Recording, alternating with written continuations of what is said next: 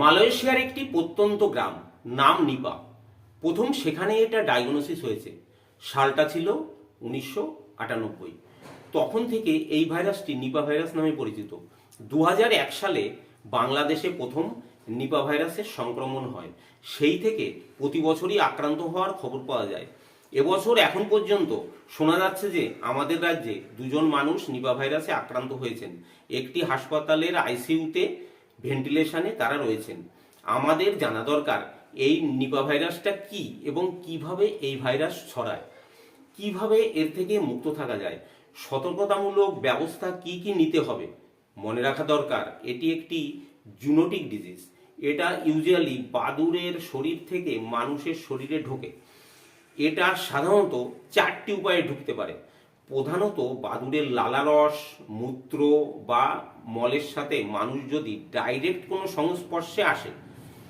সবচেয়ে যেটা সিগনিফিক্যান্ট, মানুষ যদি বাদুড়ের এঁটো তার নিজের অজান্তেই খেয়ে ফেলে, বাদুড় রাত্রে ফল খেলো, চেটে দিল বা পার্শিয়ালি কামড়ালো, চিবোলো, সেই ফল যদি ভালো করে পরিষ্কার না করে খাওয়া হয়, এক কথায় সেই ফল অ্যাভয়েড করা বা না খাওয়াই ভালো।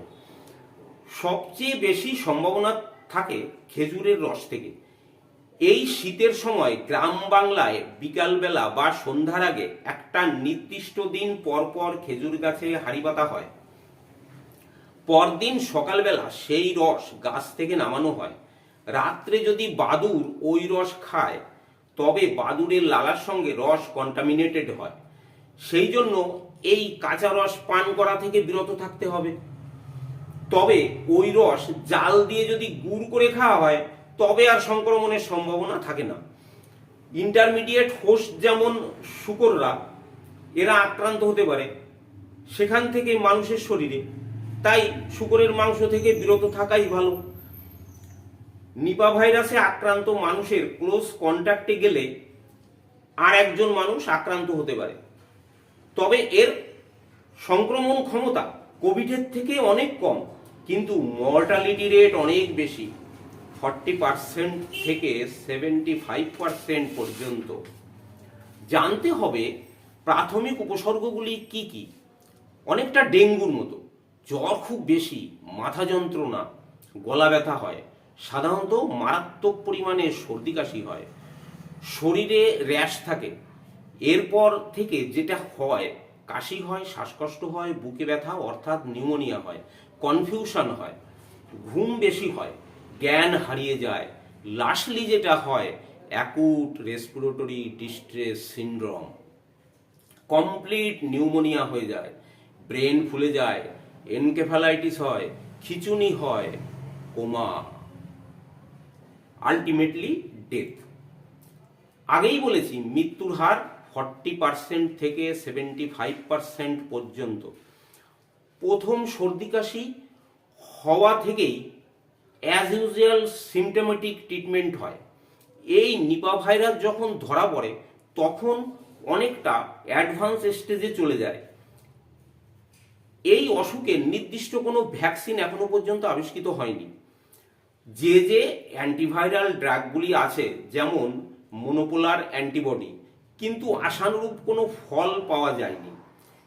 এবার বলছি প্রতিকার। খেজুরের কাঁচা রস কোনোভাবেই খাওয়া যাবে না।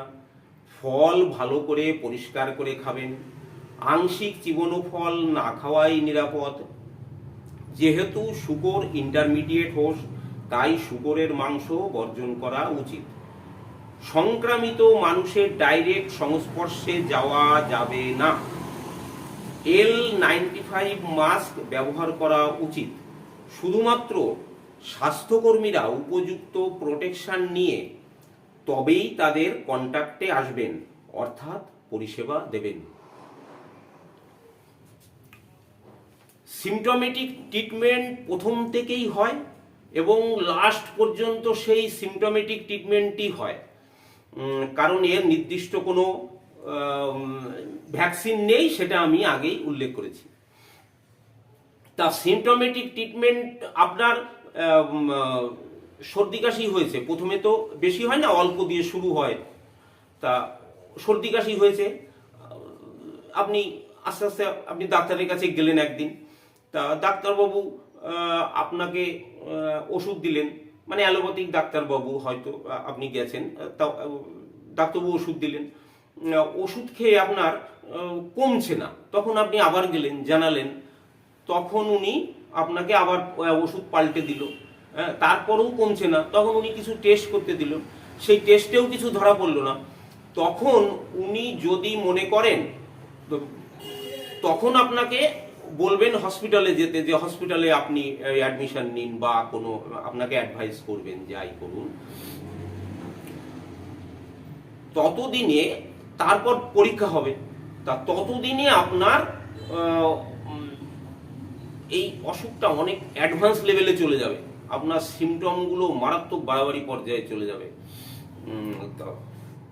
কিন্তু সিমটমেটিক ট্রিটমেন্ট যেহেতু হয়, তা হোমিওপ্যাথিতে আপনি একজন হোমিওপ্যাথিক ডাক্তার দেখান, অ্যাজ এ হোমিওপ্যাথ, একজন হোমিওপ্যাথিক ডাক্তার হিসাবে আমি এই কথাই বলতে চাই, আপনার একজন হোমিওপ্যাথিক ডাক্তার দেখানো যুক্তিযুক্ত। প্রথম, যেহেতু ঠান্ডা লেগেছে, সর্দি কাশি হয়েছে, আমাদের প্রচুর ওষুধ আছে এবং খেলে আপনার 2-3 দিন 4 দিনে সব সেরে যাবে। তা আপনি দেখাবেন না কেন? বা আপনার পছন্দ মতো একজন হোমিওপ্যাথিক ডাক্তারবাবুকে দেখাবেন, বা যেমন সল্টলেক সেক্টর 2-তে NIH আছে, ন্যাশনাল ইনস্টিটিউট অফ হোমিওপ্যাথি, এটা সেন্ট্রাল গভর্নমেন্টের। তা সেখানে আপনি দেখালেন, সেখানে বড় বড় ডাক্তারবাবু আছেন, দেখবেন ওরকম ওই 2-3 দিন 4 দিনে আপনার সব সেরে যাবে।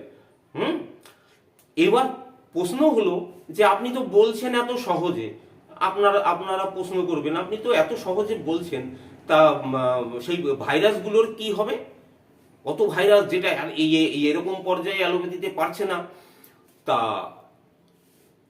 দেখুন, ভাইরাস যে ওষুধ ডাক্তারবাবু দিয়েছেন, সেই ওষুধের ক্ষমতা ওই ভাইরাসের ক্ষমতার চেয়ে অনেক বেশি। ওই ভাইরাসগুলোর সঙ্গে তাদের ওই ওই ওষুধের মানে সংঘর্ষ হবে, তখন ভাইরাসগুলো মারা পড়বে, সব ভাইরাস মারা পড়বে। তখন আপনার সিমটম সব চলে যাবে শরীর থেকে, আপনি একদম আগের মতো সুস্থ হয়ে যাবেন।